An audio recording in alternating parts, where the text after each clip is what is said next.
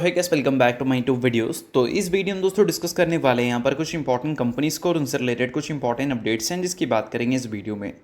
तो चलिए दोस्तों वीडियो की शुरुआत करते हैं। सबसे पहली कंपनी की बात करते हैं। पहली कंपनी का नाम है एंजल वन लिमिटेड।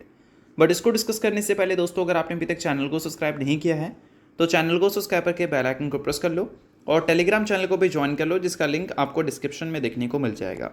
और दोस्तों डिस्क्लेमर भी है, जो भी कंपनी से रिलेटेड न्यूज़ एंड अपडेट्स हम लोग कवर करेंगे वो सारी न्यूज़ एंड अपडेट्स सिर्फ और सिर्फ एजुकेशन पर्पस के लिए, सीखने के लिए है। तो इसको किसी भी तरह का इन्वेस्टमेंट एडवाइस मत समझना, आप खुद से रिसर्च और एनालिसिस भी कर सकते हैं। तो चलिए दोस्तों वीडियो की शुरुआत करते हैं। सबसे पहले बात करते हैं एंजल वन से रिलेटेड कुछ इंपॉर्टेंट न्यूज़ एंड अपडेट्स के बारे में। सो दोस्तों भी हाल ही में देखा जाए तो एंजल वन काफ़ी ज़्यादा फोकस में देखने को मिल रही थी। फोकस में रहने का सबसे बड़ा रीज़न क्या है? सेबी है। और सेबी से रिलेटेड जो रिपोर्ट्स हैं वो भी एक इम्पॉर्टेंट रीज़न बनता है। अभी देखो दोस्तों, रिसेंटली सेबी ने काफ़ी स्ट्रिक्ट एक्शन लिया है जिससे एफएनओ मार्केट के जो वॉल्यूम्स हैं उसमें काफ़ी गिरावट हमें देखने को मिली है। और सीएनबीसी टीवी 18 के कुछ रिपोर्ट्स ये दावा कर रहे थे कि वीकली एक्सपायरी को सेबी हटाने वाली है। विद इन अ मंथ इसके लिए कंसल्टेशन पेपर सेबी इशू कर देगी और वीकली एक्सपायरी को सेबी हटा देगी। और इन सारी चीज़ों के बाद जो कैपिटल मार्केट से जुड़ी कंपनी है, चाहे हम ब्रोकर की बात करें या फिर एक्सचेंज की, उसमें ज़बरदस्त पिटाई देखने को मिला जिसमें बीएससी हो गई, एंजल वन हो गई, ये 5-5% तक गिरती हुई नजर आ रही थी।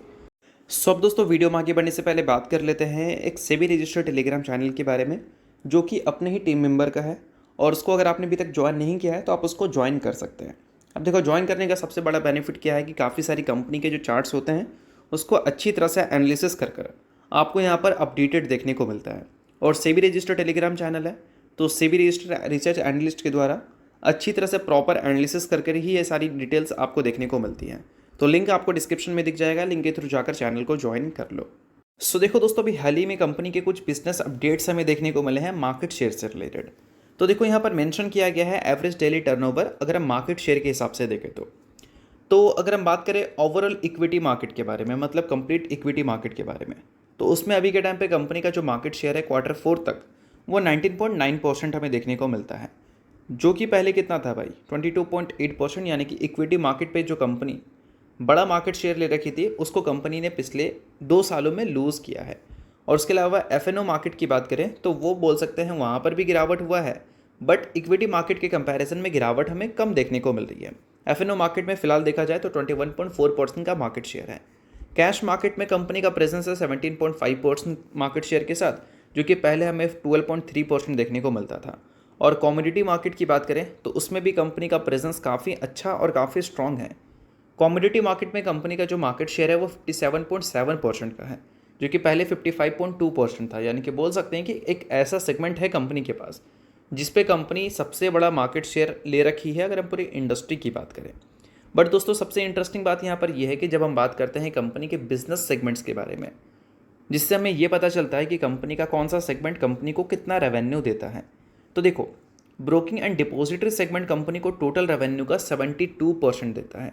बट सबसे इंटरेस्टिंग बात यहाँ पर यह है कि ये जो 72% रेवेन्यू है इसमें से एफएनओ का कॉन्ट्रीब्यूशन कितना है। तो देखो, जितना भी कंपनी ब्रोकरेज से रेवेन्यू कमाती है उसका लगभग 80% एफएनओ मार्केट से ही कंपनी को मिलता है। और उस मार्केट में अगर मान लो लिक्विडिटी कम हो जाए तो अल्टीमेटली कंपनी के पास कम ब्रोकरेज आएंगे, जिस केस में कंपनी को हो सकता है बिजनेस में एक स्लो डाउन फेस करना। और इन सारी चीज़ों की वजह से इन्वेस्टर्स बीच में ये सारी न्यूज़ के बाद एंजल वन में थोड़े से कंसर्न होते हुए देखने को मिले थे। बट हाँ, अभी के टाइम पे कोई चीज़ें ऑफिशियल नहीं हुई है। ऑफिशियल जब होंगी तब उसके बारे में हम बात करेंगे। अभी के टाइम पे सिर्फ और सिर्फ चीज़ें रिपोर्ट के जरिए ही आ रही है, तो इस वजह से इसको रिकमेंडेशन मत समझना। सिर्फ और सिर्फ चीज़ें जो मैंने आपको बताई है वो एजुकेशन पर्पज़ के लिए हैं। तो चलिए दोस्तों बात करते हैं अगली कंपनी के बारे में। सो अगली कंपनी का नाम है भारत इलेक्ट्रॉनिक्स लिमिटेड, यानी कि BEL। सो दोस्तों आज के दिन ये कंपनी एक काफ़ी इंपॉर्टेंट न्यूज़ की वजह से फोकस में देखने को मिल रही थी। और न्यूज़ ऐसा है जो कि बोल सकते हैं एक विन विन सिचुएशन के लिए है। अब एग्जैक्ट न्यूज़ क्या है भाई? तो न्यूज़ हमें ये देखने को मिल रहा है कि L&T ने एक बोल सकते हैं पैक्ट साइन किया है किसके साथ? भारत इलेक्ट्रॉनिक्स लिमिटेड के साथ, 5th जनरेशन जो फाइटर एयरक्राफ्ट होते हैं उसके प्रोग्राम के लिए। अभी के टाइम पे आप सभी को पता होना चाहिए कि इंडिया काम कर रहा है 5th जनरेशन एयरक्राफ्ट के लिए, और इसका नाम हमने दिया है एडवांस मीडियम कॉम्बैक्ट एयरक्राफ्ट, यानी कि EMCA। और ये हम जल्द ही बोल सकते हैं इंट्रोड्यूस करते हुए नजर आएंगे। बट सबसे इंटरेस्टिंग बात यहाँ पर यह है कि इस चीज़ को लेकर काफ़ी सारे लोग अचीवमेंट बोल रहे हैं, बट मुझे नहीं लगता कि ये एक अचीवमेंट है।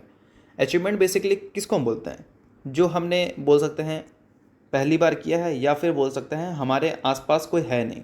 बट ऐसा नहीं है, हम बहुत पीछे हैं।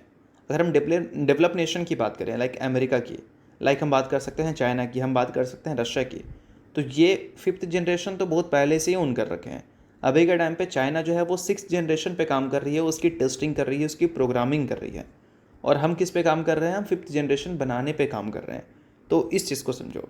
बट हाँ, अगर 5th जनरेशन पे इंडिया को काफ़ी ज़्यादा अगर मान लो ध्यान देना है, तो उस केस में कैपेक्स तो करना पड़ेगा, बड़े डिफेंस एलोकेशन तो करना पड़ेगा, और बड़ी बड़ी कंपनी को तो ज़रूरत होगी उनको। तो इस वजह से बोल सकते हैं L&T जैसा बड़ा नाम आपको इस न्यूज़ के साथ जुड़ता हुआ दिख रहा है।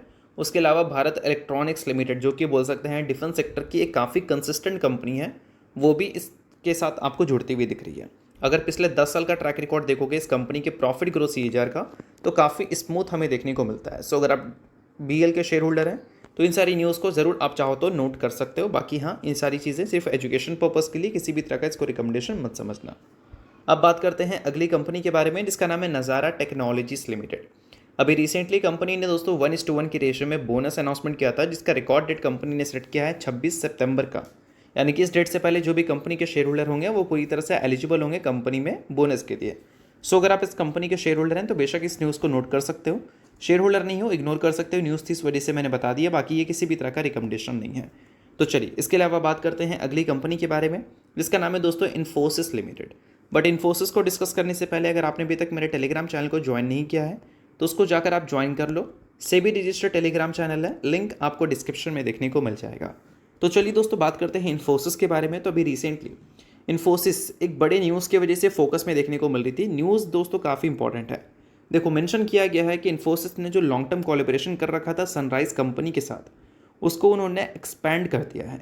अब देखो, सनराइज़ कंपनी जो है वो स्विट्ज़रलैंड की कंपनी है, और स्विट्ज़रलैंड में जो टेलीकॉम इंडस्ट्री है उसमें सेकेंड लार्जेस्ट प्लेयर है ये। तो बोल सकते हैं एक बड़ी कंपनी के साथ इनका कोलैबोरेशन हमें देखने को मिलता था। बट वो कोलैबोरेशन अभी और भी लंबा देखने को मिलने वाला है, क्योंकि लॉन्ग टर्म के लिए ये कोलैबोरेशन हमें एक्सटेंड होती हुई देखने को मिल रही है।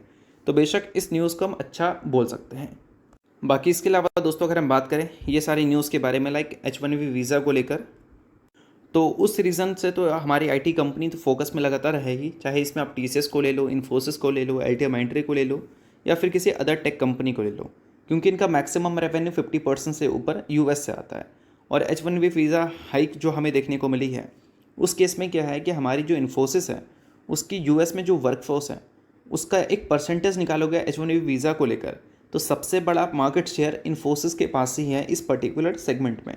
तो इस वजह से ये जो फीस हाइक हुई है, इससे एक इम्पैक्ट जाने के चांसेस है प्रॉफिट मार्जिन में, जिससे अल्टीमेटली प्रॉफिट ग्रोथ कंपनी का स्लो हो सकता है। अब जिस कंपनी के पास ज़्यादा मार्केट शेयर है, मार्केट शेयर मतलब क्या, ज़्यादा एम्प्लॉयज़ हैं कंपनी के पास ये कैटेगरी में, तो उस केस में कंपनी को प्रॉब्लम हो सकता है। तो अल्टीमेटली इस वजह से इन्फोसिस जैसी कंपनीज और बाकी की टेक कंपनीज फोकस में तो थी, बट इन्फोसिस ज़्यादा फोकस में थी, क्योंकि इन्फोसिस इंडिया की सबसे बड़ी कंपनी है जो कि H1B वीज़ा के थ्रू सबसे बड़ा मार्केट ले रखी है, अगर हम बात करें एम्प्लॉयज़ वाले सेगमेंट के बारे में। तो दोस्तों ये सारी कुछ चीज़ें थी, इसको आप चाहो तो नोट डाउन कर सकते हैं, बट सभी चीज़ें सिर्फ एजुकेशन पर्पज़ के लिए, किसी भी तरह का रिकमेंडेशन नहीं है। तो होप करता हूँ ये वीडियो आपको अच्छा लगा, और लाइक कीजिए, परिवार सब्सक्राइब कीजिए। वीडियो देखने के लिए बहुत बहुत शुक्रिया।